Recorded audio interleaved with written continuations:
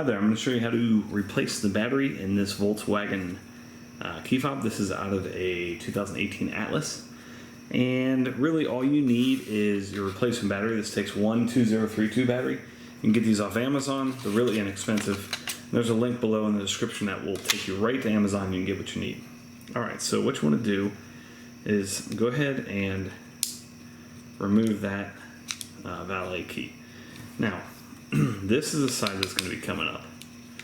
So what you're going to want to do is take that valet key and stick it in about that far. And then you're going to pop that end up. Alright, so there's your battery. Now I lied, I am going to use a small screwdriver to get this out.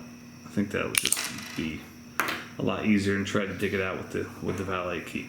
Alright, so take your old battery out, and it actually shows you right here on the back here, the 2032 plus side up. So put your new battery in this side first, click it down, and then this goes right here. Give it a good squeeze, and you can press a button here. Make sure your new battery is running. And you see that little red dot, you're in good shape. Thanks so much for watching. Make sure you hit that thumbs up button.